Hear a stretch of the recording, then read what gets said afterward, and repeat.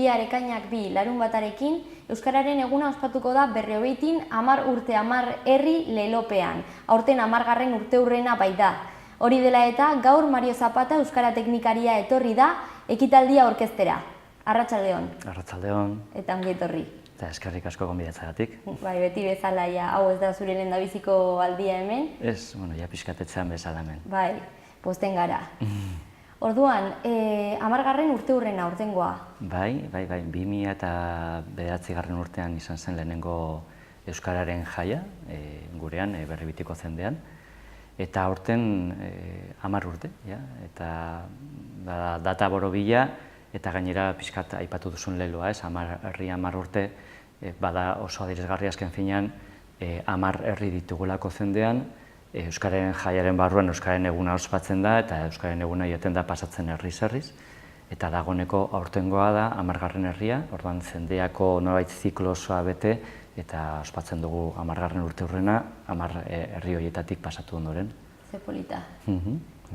Erakusketa bat duzue gainera urte horiek birpasatzen dituenak, ez? Bai, maiatzaren 15-etik aurrera esan dugu, eta badago oraindik Artikako kulturetzean, halako retrospektiba bat, 10 urte hauetan egindako festa horien argazkiekin, horre baditugu herri bakoitzaren Euskararen historiarekin lotutako panel batzu ere, orduan, bada ere pixkat 10 urte hauen errepasoa, bilakaera ikustea, bai. Eta zenolako bilakaera izan da? Hombre, polita da azken finean herri bakoitza desberdin delako, Berribiteko zendea oso anitza desberdina, 10 herri dira, oso egoera desberdinak eta errealitate desberdinak, herri batzu oso txikia dira, aurtengo Euskararen eguna ez dakote izan ospatuko da, 20 inguruko herri bada, oso biztanle gutxi, eta gero hor daukagu Artika herria, Artika berria, auzo berria, esateako 4.000 biztanle pasatzu ditugu, orduan oso realitate ezberdinak dira eta oso realitate ezberdinak ikusi dira ere urte hauetako festeta, ez?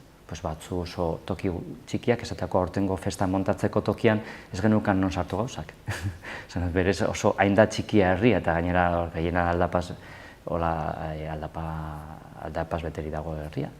Eta orduan ikusten dituzu, hiri bezalako Artika berri auzo batean, zer den festa bat eta zer den herri txiki bat, ez? Orduan, bilakaera izan da, azken finean errealitate ezberdin hauek, eta gero urteak pasala, gauza batzu eta jendeak aldatzen da, oso bitzia da ikustea, duela 10 urteko argazki horiek pertsona batzu 10 urte hauetan pasatzu eta ikusten dituzu beste argazki batzen, eta begira, hau da bestea, bitzia delako azken finean jendearen bilakaera pertsonalare ikusten delako horretan, ez? Eta erakusketaz gain, ere, bideo bat egin duzue urteurren hau ospatzeko. Bai, festa prestatzeko izan genuen biretako batean, uste dut lehenengo bileran, agertu zenean 10 urteurren eta hori, ideia etorri zitzaigun, 10 nola dirazten da, 10 bi eskuak dira, ez, bi atzak, eta hortik sortu zaigun, bizkat gaur egun hartu dugun irudia, leloaz gain ere sortu dugu logo bat, ez, bi esku horiekin, eta bururatu zitzaigun horren konturare urtero egiten dugu bideotxoren bat, ez da amater izan, baina nahiko ongi funtzionatzen dute bideo hauek ere, eta eskuak, izanik nolabait logoaren irudia, esku jolasa ere, azken finean gormutuen hizkuntzarekin, pixkat ere jolas horretan, ez? Eta bideo horretan azken finean pixkat egiten dugu herrien errepaso hori, urteak, herrien izenak hizkuntza horretan, ez? Eskuekin. Eta hori da, pixkat bereziki daukan nolabait sarma edo alde berezia, baina, egia dena da, esan bezala oso ongi funtzionatzen dutela bideo hauek, nahiz eta esaten oso profesionalak, eta duela aste bete, igo genuen bideoa, sare sozialetara, eta 1000 pasatzo sarrera izan du bideoak, orduan, guretzat oso pozgarria da, ez? Gainera, hori arrakasta handia izan du, orduan horrek jende asko gerturatuko denaren seinalea izan daiteke, ez? Bueno, nahiko genuke, esan hau azken finean bideoek asko daukate bere arrakasta, batetan jendeari interesatzen zailako gaia, bestan simpatiko direlako, edo artistikoki oso onak direlako, eta gurean, oroar normalean bideo hauek bereziki zabaltzen dira gure zendeako jenderen artean, ez? Gero horrek ez dakit ze punturaino isla izan nuen, 1000 pertsona pasatzu ikusi dutela, 1000 pertsona etorrik dela festara, horren beste esaterik ez dago. Baina, gertatzen dena da, gutxienez, bertako jendeak horren berri baduela, ikusten da, jendea gauza hauen bidez kostiente dela Euskal jaia dagoela, eta horren berri izaten duela, eta gero, egunean zehar jendea pasatzen da, hori egun osoko egitaraua izanik, momentu batzutan badago jende gehiago dugutzeago, baina ikusten da jendeak gutxienez horre festarekiko grina hori ere baduela, ez? Ba, aldago ailegatu nahi zareten jende konkretu bat, edo badaukazue publiko zehatz bat, ezakit nori zuzenduta dago besta? Bai, festa oroar, nik uste, festaren helburu azken finean da, gure zendean, Euskaren inguruko sensibilitatea lantzea, sensibilizazioaren ikuspuntik antolatzen dugu hau, bereziki Euskaren promozioa, Euskaren irudia zabaltzeko zendean zehar, eta orduan horrekin loturik gure sede publikoa dugu zendeako jendea. Horako festetara azken finean, igual inguruko herritako norbait hurbiltzen da, gurean batzutan igual Berrizargo jendea, Ansoaingoa, edo Irurtzunaldeko jendeare batzutan agertu zaigu ere, ez? Mila berez, gure helburua izanik zendeako jendearengan iztea, azken finean hor jartzen dugu helburua, eta hori da oroar festara etortzen jendea, ez? Hor ikusten da, lehen pixkat argazkien kontura esaten nuen, ni azkenengo posturta hauetako festetan egon naiz, antolaketan, eta ezagutu ditut familiak, batzutan bikotea zirenak guain gurasoak dira, horrekin etortzen dira, orduan azken finean bada pixkat ere zendeako jendea sensibilizatua dagoela euskararekin, eta askotan ere, bertako herri horietako jendea, festa antolatzen den herrietako jendea, horiek askotan gainera bolkatzen dira asko antolaketa lanetan, asko berein aldetik asko jartzen dute, eta herriko jendearentzat bada askotan festa handi bat beren herrian, ez? Pentsa, Oteiza herria oso herri txiki-txikia da, edo pasan urtean akortzen Lotza edo Baiaren oso herri txiki-txikia da, eta behintzat dimensionetako festa bat antolatzen den herrian da, gauza bat ez dela ikusten, ez? Oteitzan izango delako aurten? Aurten Oteiza herrian daukagu, hemen ondo-ondoan dago, justu Gipuzkoa etorbidea harturik, Iruñako mugatik 10 kilometrota dago, ondo-ondoan. Zen hori da nik uste Berriobeitiko zendea daukana, ez?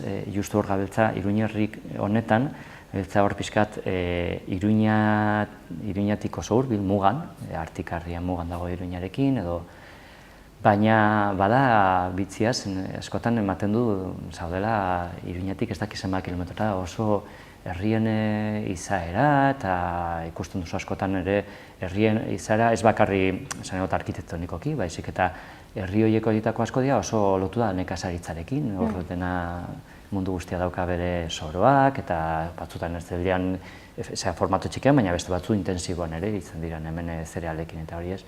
Horren ikusten da ere, berezitasun hori da, Iruña ondoan dagoela, baina bada oso mundu rurala, ez? Bereziki kanpoaldeko herri horiek, ez? Igual Artika ez, Aintzuen agian ez horren beste, edo Berriogoiti ja badauka pizkakutzu hori, baina gero inguruko herri horiek guztiak, Oteiza Baiariain, Elkarte, Larrageta eta hori guztia daukaten oso izara hori rurala, ez? Nekazaritzarekin ere oso lotuak. Eta euskarari dagokionez, ze nolako jarrerak ikusten dira zonaldean?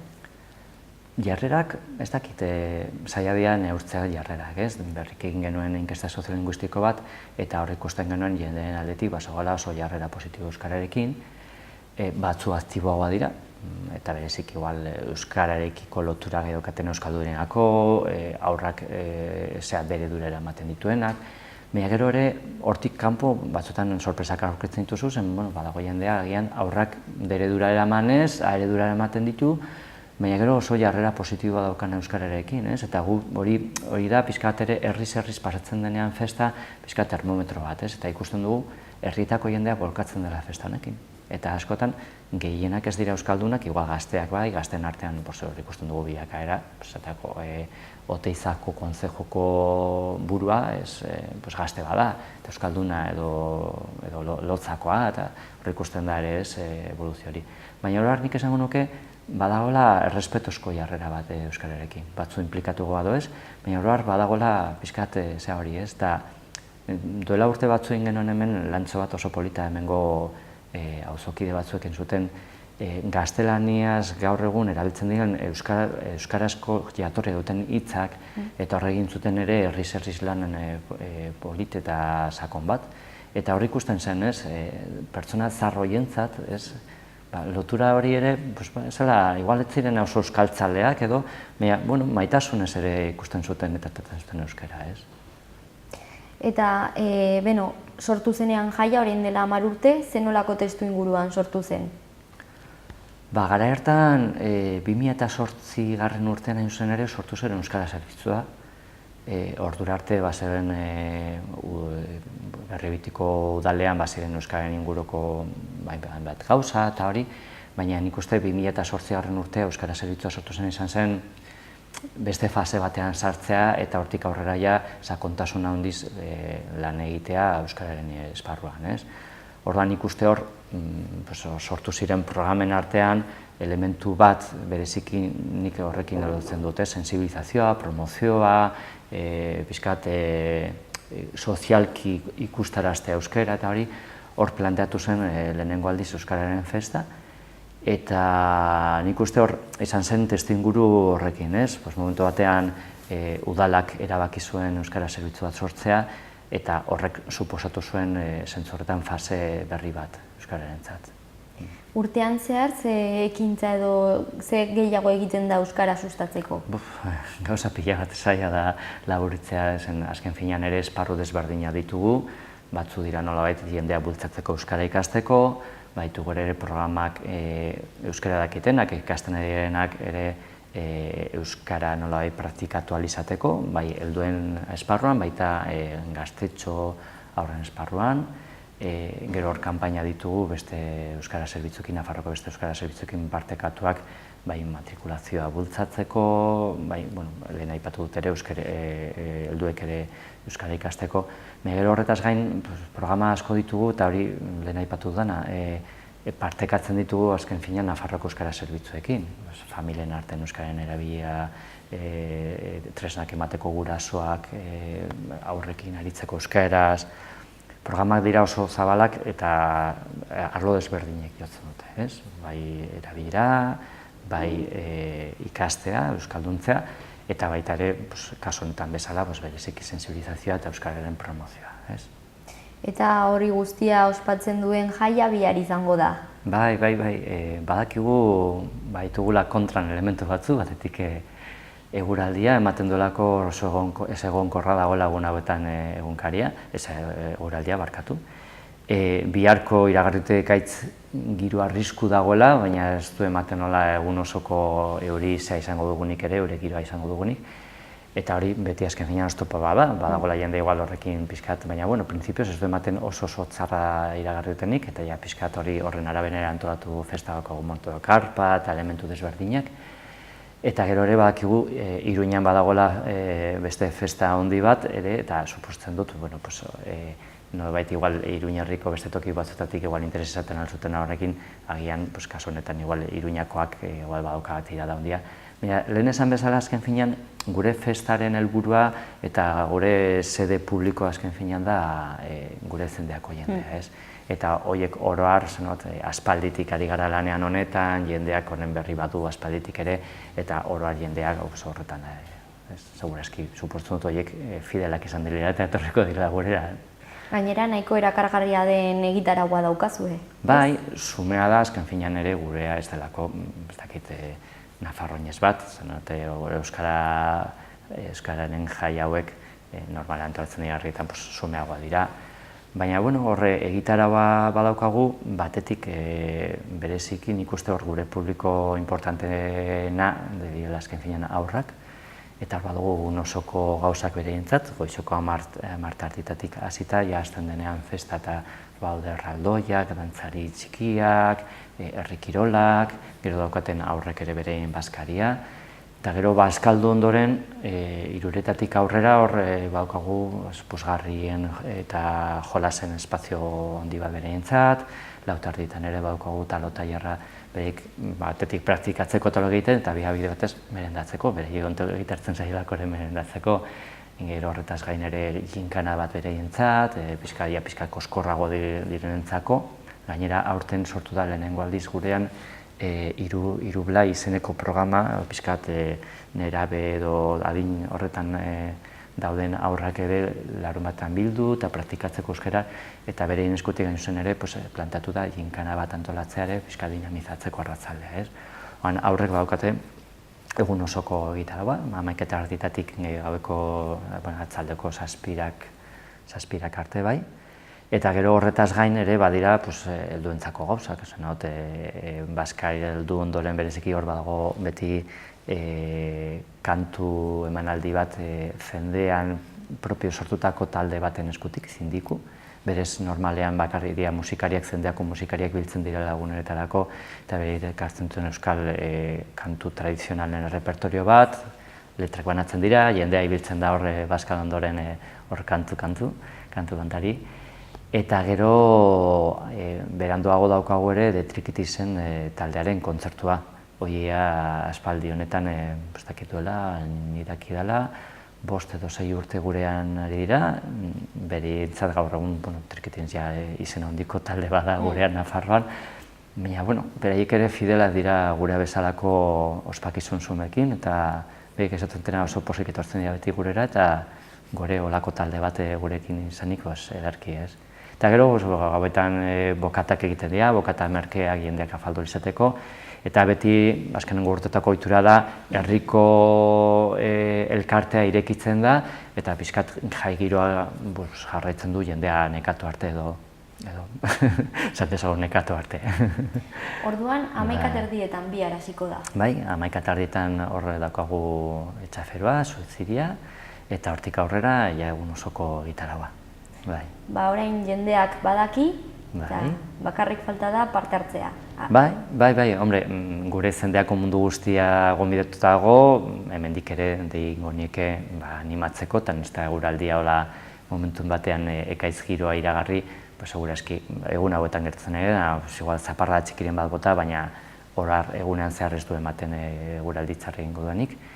Eta inguruko norbait ere animatu nahi dago, ongitorri izan dago gurea. Gainera, lan eta postasun handiarekin prestatu duzue, antolatzaile asko izan dira, ez?